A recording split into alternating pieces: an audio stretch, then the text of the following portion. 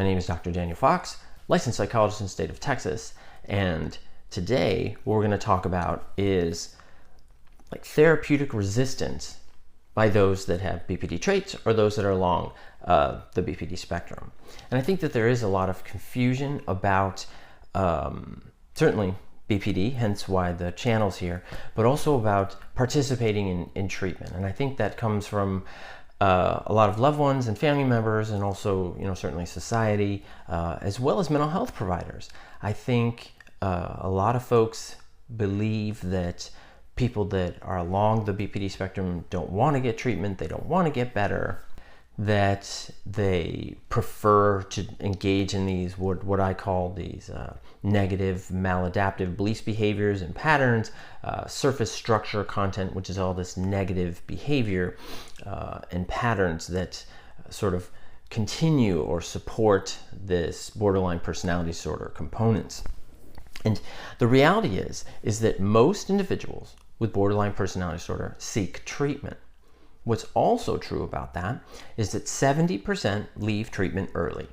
Now, why do they leave treatment early? Now, there's a whole host of different reasons why they leave treatment early, which is sometimes the therapist gets overwhelmed. They get kind of lost in the pathology, is what I call it. They get lost in all of the stories, and they don't have any sort of trajectory or grasp or understanding of what this process is as far as the therapeutic process for BPD, for personality disorders.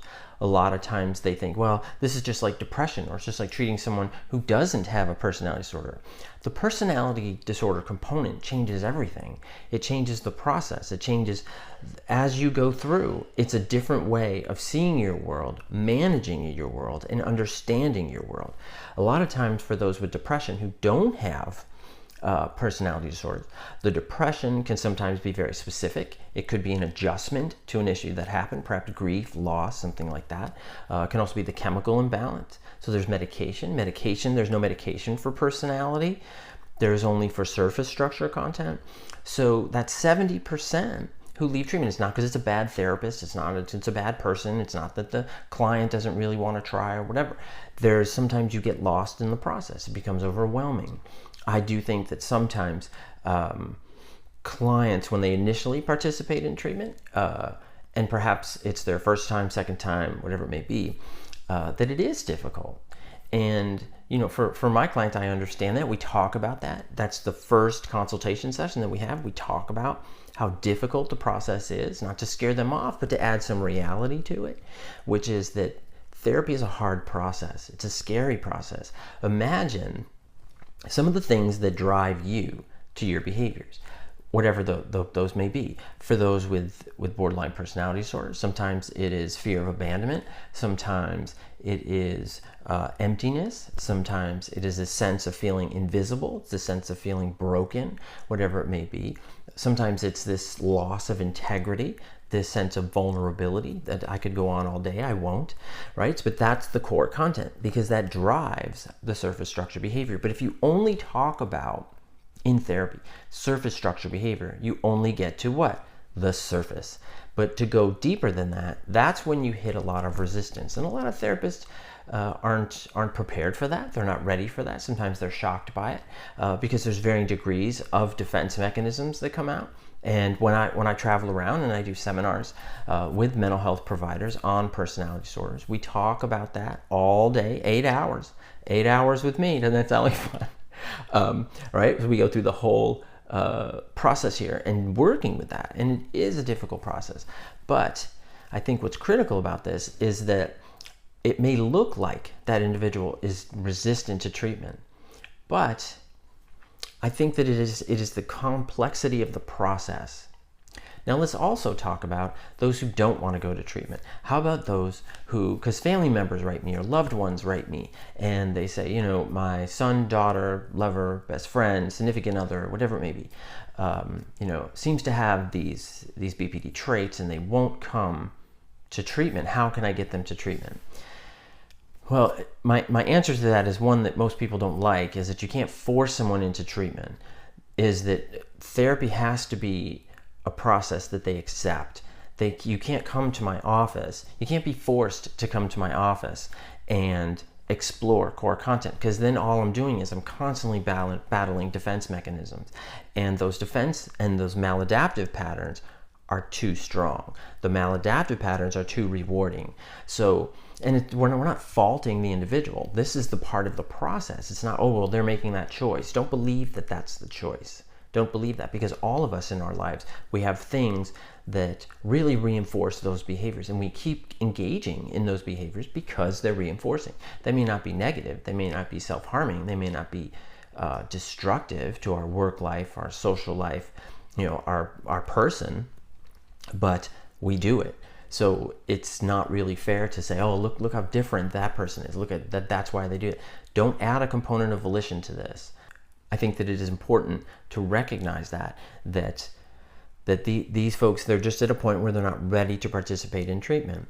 So to force them, or to say, well, why won't they go to treatment? It's because some folks are on the outside.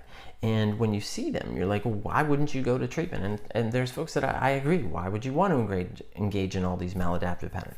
But I'm not that person. I can't make that choice for that person. And sometimes you can't either if you're the loved one, if you're the person who's like, well, how can I get them to treatment? You can give them the option. Some folks have shown those people, my videos, and that has been helpful for them to understand that there are helpful therapists out there. There are people that can help them overcome these issues, have a better life, have better experiences. But we can't force them to do it. And I think that because of that, the issue of motivation is so critical in treatment. That therapy is hard. Therapy with me is hard. And I admire all my clients for participating in it, because it is difficult, but they're strong and they are resilient. And just because you're not in treatment now doesn't mean you're not.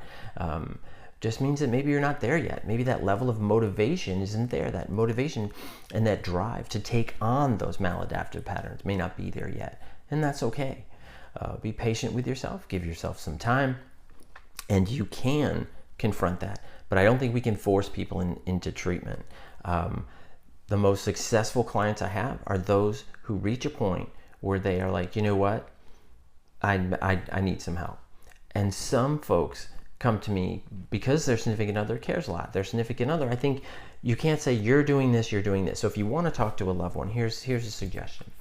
So if you want to talk to a loved one or significant other or family member, whomever it may be, who you think has these BPD traits or personality disorder traits, and you think that therapy can be helpful for them, here's what my suggestion would be, which is to explain to them what causes you the fear and concern. But don't blame them for that. Don't say, you need to go to therapy because you do this, because you are this, because you have this. Don't do that, because that puts people on the defensive, and they're not going to listen to you, first of all, and they're certainly not going to volitionally or voluntarily or motivationally come to treatment. So I think that you have to explain, I'm afraid for you. I'm scared for you because I see these things. This is how I think it's impacting you. It's impacting your life, and I'd like to try to help you get some help. And I think that if they're ready to hear that, now you may have to say that 100 times. You may have to say that 1,000 times. But when they're ready to hear it, they'll hear it. And I think that it's important that that person is empowered with choice. You're not implicitly validating or accepting their maladaptive patterns. You're not. But you can't force them into treatment. Because once they get into treatment, let's just say they do it for you, they're not going to participate. They're going to be resistant, and that adds to that 70% of them withdrawing early, and that can just complicate a whole host of other issues. And if the therapist isn't ready to manage these things, deal with these things, then they become overwhelmed, and then they can hold, and that can reinforce their idea, if they have this idea, that those with BPD and BPD traits are all resistant to treatment, don't want to participate in therapy, and don't want to help themselves, which is actually a fallacy. There is a lot of research in the last 10, 15 years that shows that folks do want to get treatment. They do want to help themselves, but they have to be ready to do that. And I hope that this was helpful for you. Please check out some of my other videos if you'd like. That'd be great. Or subscribe. That'd be great. And thank you very much. And if you do have some helpful suggestions for folks about maybe how you talk to a loved one to encourage them to go to treatment, please leave that in the comments. That could be really helpful to some folks. That would be really great. And I hope this video was helpful for you. And thank you very much, and have a good day. Bye-bye.